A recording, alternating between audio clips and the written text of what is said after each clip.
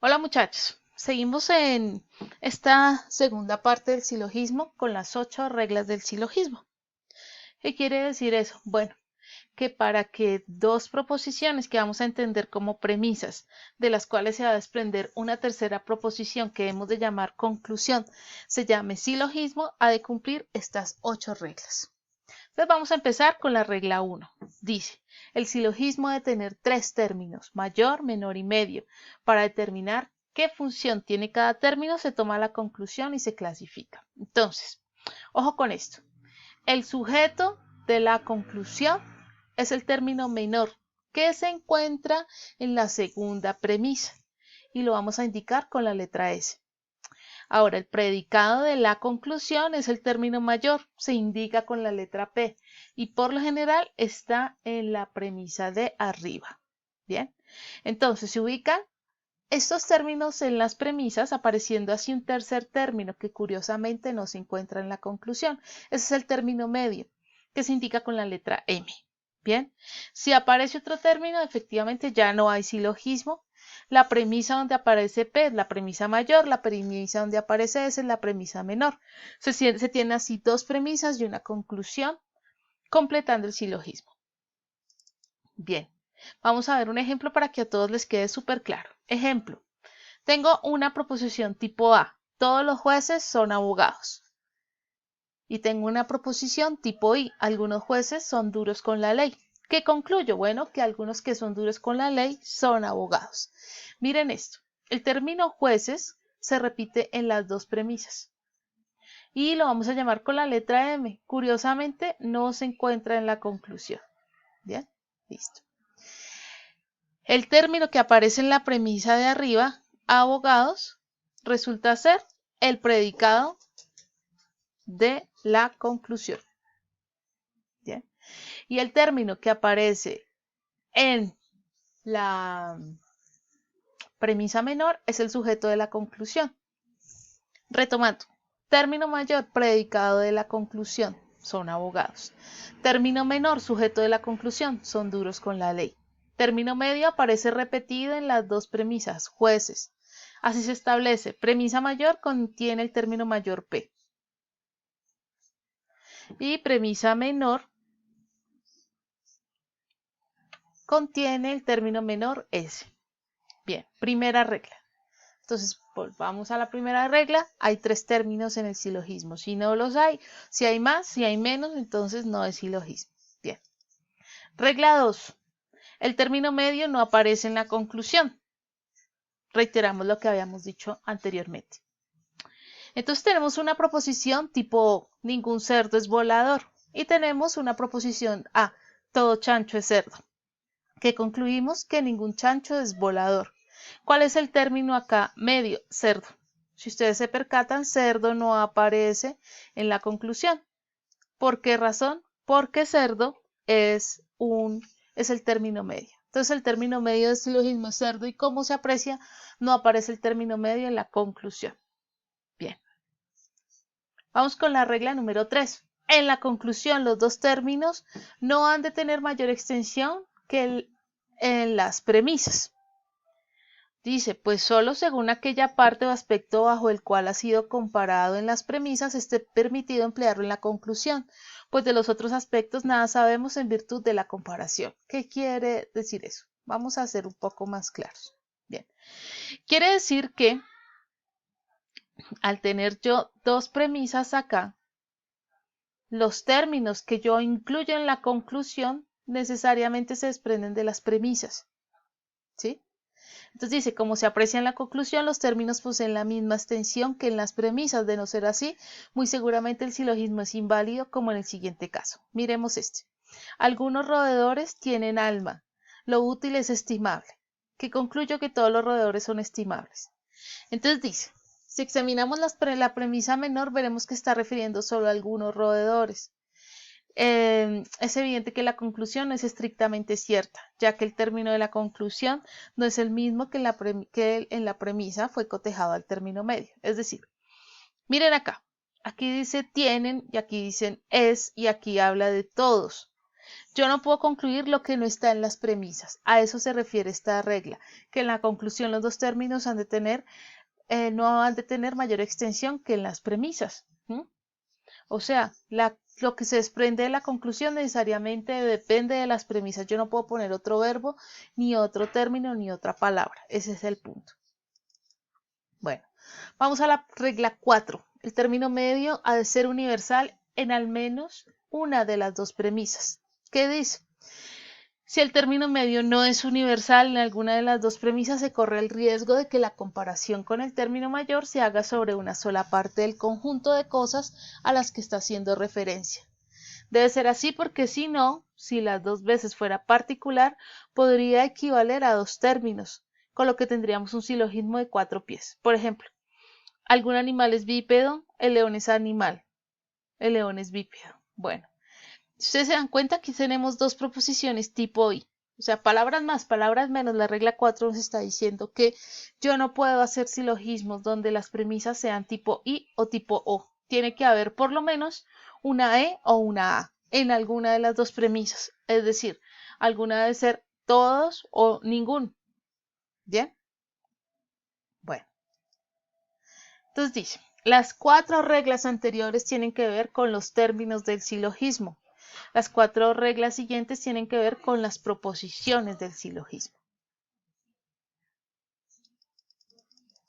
Vamos a mirar la regla 5. Dos premisas afirmativas no han de tener una conclusión negativa. Miremos esto. Tenemos el modo Bárbara. Esta es una premisa A, afirmativa, universal, afirmativa. Y tenemos otra premisa universal afirmativa. ¿Qué quiere decir? Que yo solamente puedo llegar a concluir proposiciones de carácter afirmativo. Por eso la regla 5 dice que de proposiciones, de premisas afirmativas no se desprende una conclusión negativa. Bien. De ahí también miramos la regla 6. De premisas negativas no debe seguirse una conclusión. Me voy a adelantar a una cosa clave y fundamental. Estas son las conclusiones ilegítimas, son falacias. ¿Sí? ¿Qué quiere decir? Miremos este caso. Miremos un caso donde se den dos elementos negativos en el silogismo. Aquí tenemos una premisa E y una premisa I. Y ahí tenemos una conclusión E. ¿Qué me está queriendo decir? Bueno, que una falacia es, y que no es silogismo, es llegar a decir que de premisas negativas se da una conclusión. Entonces la regla 6 me dice de premisas negativas no han de seguirse una conclusión. Bueno, vamos con la regla 7. Dice, la conclusión debe seguir siempre la parte más débil. ¿Qué es eso? Y aquí hay que poner muchísima atención. Dice, si alguna premisa es negativa, la conclusión debe ser negativa. Esto es manifiesto por la naturaleza del mismo proceso de la razón. O sea, si alguna de las partes es negativa, es decir, es débil, la conclusión debe ser negativa. ¿Bien? Si una premisa es universal y la otra premisa es particular, la conclusión es particular.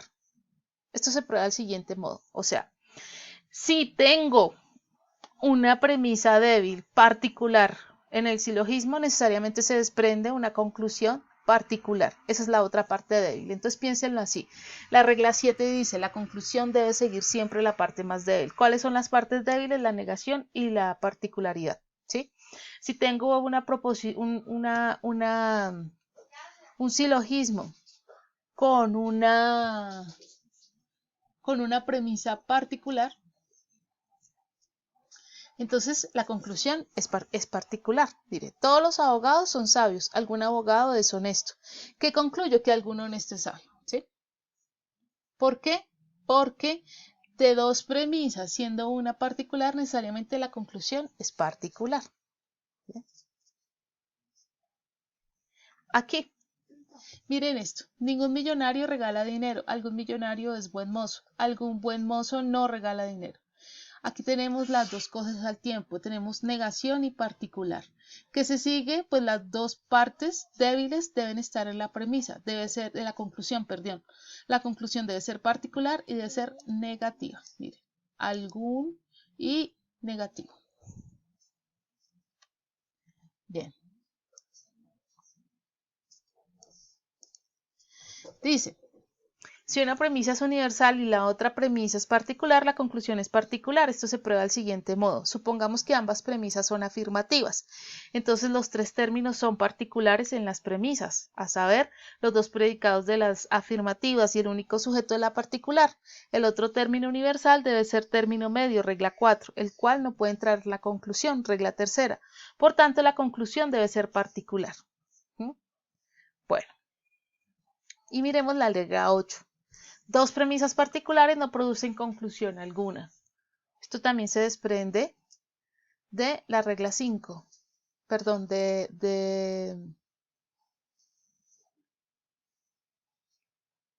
la regla anterior, porque dice, esto también se prueba del siguiente modo, si ambas premisas son afirmativas, entonces todos los términos son particulares, en contra de la cuarta regla, que manda que el término medio por lo menos una vez sea universal.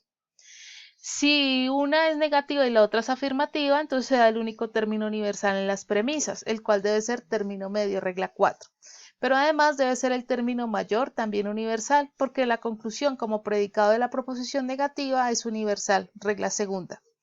Así falla contra esta regla. Algún hombre es docto, algún hombre es rico, luego algún docto es rico. ¿Bien? Bueno. Entonces repitamos rápidamente las 8 reglas del silogismo para que les quede súper clara. Primero, el silogismo debe tener 3 términos, mayor, menor y medio. Segundo, el término medio no aparece en la conclusión. Tercero, en la conclusión, los dos términos no han de tener mayor extensión que en las premisas.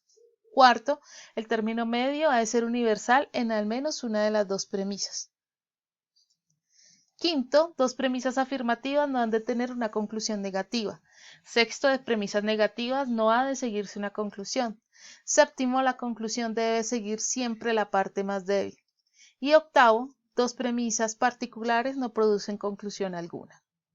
Bueno, para poner en práctica esto que acabamos de aprender, vamos a hacer el siguiente ejercicio. Dice, indique si los silogismos son válidos o no. En caso de que el silogismo no sea válido, indique qué enunciado sí se puede derivar a partir de las premisas dadas, es decir, de un enunciado que sustituya la conclusión de forma que obtengamos un silogismo válido o una premisa que permita obtener un silogismo válido. Una vez todos los silogismos sean válidos y tengan una conclusión válida, indique su modo y su figura. ¿Listo? Bueno, no vamos a indicar aún el modo y la figura porque todavía no lo hemos visto, pero ustedes sí van a crear silogismos correctos y van a decir qué reglas está yendo en contra de estos silogismos. Bien, este mismo ejercicio se los dejaré adjunto para que lo hagan. Bueno muchachos, muchísimas gracias. Nos estaremos viendo en la tercera y última entrega del silogismo con sus modos y sus figuras. ¡Feliz día!